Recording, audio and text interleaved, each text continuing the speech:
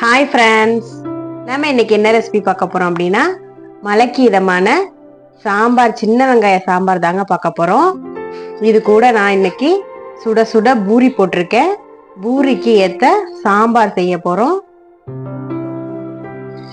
வந்து நம்ம பூரி கூட சாப்பிடும்போது டேஸ்ட் அதிகமா சூப்பரா இருக்குங்க.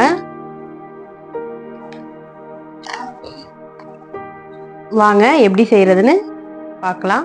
ஸ்டவ் ஆன் பண்ணி கடாய் வச்சிருக்கேன். தேவையான அளவு, தாளிக்கிறதுக்கு தேவையான அளவு ஆயில் விட்டுக்கலாம். காமிங்க. ஜீரகம், வெள்ளை உளுந்து, கடுகு, கொஞ்சோண்டு வெந்தயம், கொஞ்சம் பெருஞ்சீரகம், இதெல்லாம் நம்ம ஆயில்ல சேர்த்து தாளிச்சுக்கலாங்க. இது நல்லா பொரியட்டை எல்லாம் சேர்ந்து. ஒரு வரமிளகா லைட்டா கீறி விட்டு சேர்த்துக்கலாம்.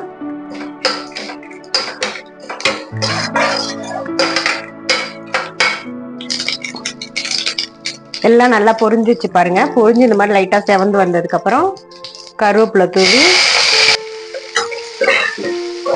வெங்காயம், சின்ன வெங்காயம் முழுசாவே சேர்த்துருக்கேன் பாருங்க, அறியாம இந்த மாதிரி உரிச்சு வச்சுக்கிட்டு இதை சேர்த்துக்கோங்க.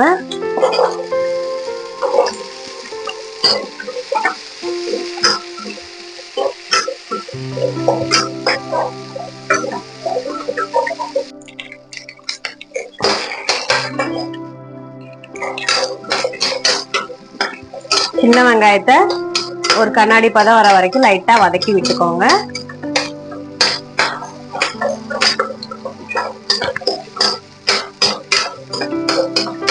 அடுத்தது ஒரு கேரட் கட் பண்ணி வச்சிருந்தேன், அதையும் சேர்த்துக்கலாம். 2 பச்சை மிளகாய் கீறினது சேர்த்திருக்கேன்.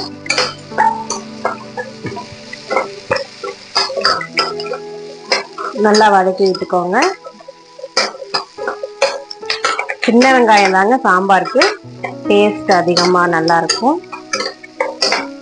நம்ம பல்லாரி வெங்காயம் சேர்த்தோம் அப்படின்னா ஒரு மாதிரி இனிக்கிற மாதிரி இருக்கும். ஒரு தக்காளி கட் பண்ணி வச்சிருந்தேன், அதையும் இதுல சேர்த்துக்கலாம்.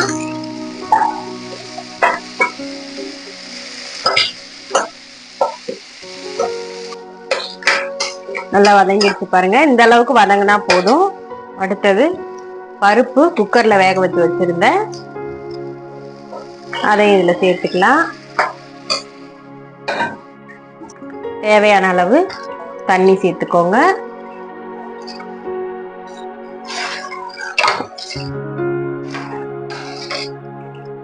உங்களுக்கு சாம்பார் எவ்வளவு தேவைப்படுதோ அந்த அளவுக்கு நீங்க சேர்த்து வச்சுக்கலாம்.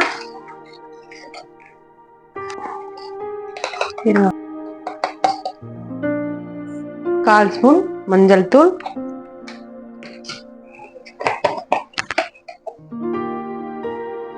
அதே சின்ன ஸ்பூனால 2 ஸ்பூன் சாம்பார் தூள், 2 பச்சை மிளகாய் சேர்த்திருக்கோம். உங்களுக்கு காரத்துக்கு தகுந்த மாதிரி நீங்க சாம்பார் தூள் சேர்த்துக்கோங்க. தேவையான அளவு கல்லுப்பு சேர்த்துக்கோங்க. எல்லாத்தையும் ஒன்று சேர்த்து நல்லா கலரி விட்டுருங்க. கிண்டி விட்டு ஒரு மூடி போட்டு மூடி வச்சிருங்க. நல்லா கொதிச்சு வரட்டும். பெருங்காயம், கட்டி பெருங்காயம் நான் சேர்க்கிறேன். கட்டி பெருங்காயமா இருக்கிறதுனால நான் ஸ்டார்டிங்லேயே சேர்க்கிறேன். நீங்க தூள் பெருங்காயமா இருந்தா கடைசியா சேர்த்துக்கோங்க. மூடி வச்சிருங்க. நல்லா கொதிச்சு வரட்டும்.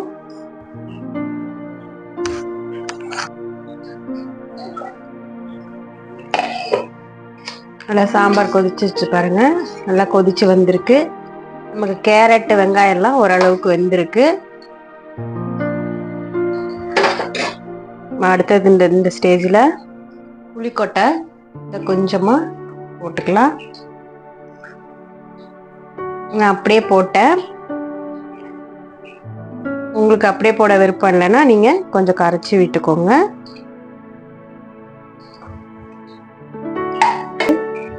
கொத்தமல்லி தழை நல்லா ஃப்ரெஷ்ஷாக ஆஞ்சி வச்சுருந்தேன், அதை இதில் தூவி விட்டுக்கலாம்.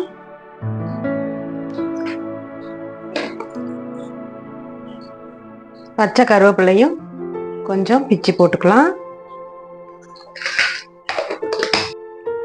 இந்த கருவேப்பிலையும் கொத்தமல்லியும் இந்த மாதிரி பச்சையா சேர்க்கறதுனால நமக்கு வாசனை சூப்பரா இருக்கும், கூடுதல் டேஸ்டாவும் இருக்கும். இது இன்னும் கொஞ்ச நேரம் மூடி வைங்க. இன்னும் ஒரு 5 நிமிஷம் கொதி வரட்டும்.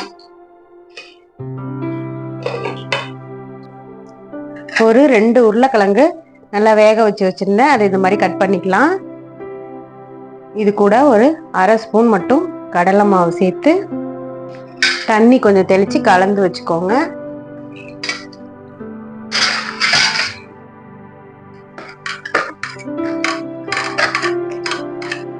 இந்த மாதிரி கடலை மாவும் உருளைக்கிழங்கும் ஒன்னா கலந்து வச்சுக்கோங்க.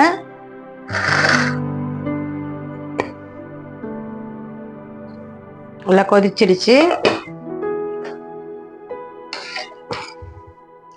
நல்லா கேரட்லாம் நமக்கு சூப்பரா வெந்திருக்குங்க.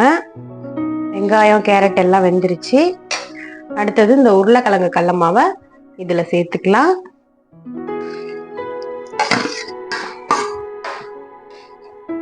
சேர்த்து கிண்டி விட்டுருங்க.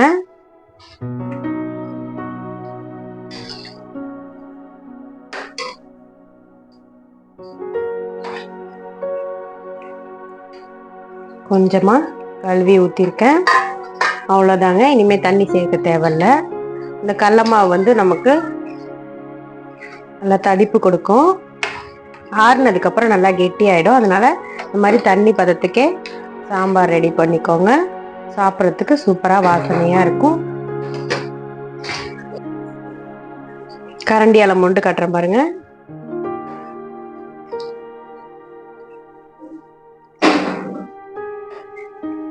இது இப்ப இந்த கடலை மாவு உருளைக்கிழங்கு சேர்த்ததுனால இது ஒரு கொதி வரட்டும். சாம்பார் நமக்கு கொதிச்சு ரெடி ஆயிடுச்சு பாருங்க. இப்ப கொஞ்சம் திக்னஸ் கொடுத்துருக்கு பாருங்க. நம்ம இந்த ஸ்டேஜ்லயே ஸ்டவ் ஆஃப் பண்ணிடலாம். ஆஃப் பண்ணதுக்கு அப்புறம் இன்னும் கொஞ்சம் ஆறுனதுக்கு அப்புறம் கெட்டியாகும். இதை வந்து நம்ம இட்லி, தோசை, பூரி கூட எல்லாம் சாப்பிடும்போது டேஸ்ட் அட்டகாசமா இருக்கும். இதே மெத்தட்ல நீங்களும் வீட்டில் ட்ரை பண்ணி பாருங்க. இந்த வீடியோ உங்களுக்கு பிடிச்சிருந்துச்சுன்னா லைக் பண்ணுங்க, ஷேர் பண்ணுங்க, கமெண்ட் பண்ணுங்க, மறக்காம சப்ஸ்கிரைப் பண்ணுங்க. தேங்க்ஸ் ஃபார் வாட்சிங்.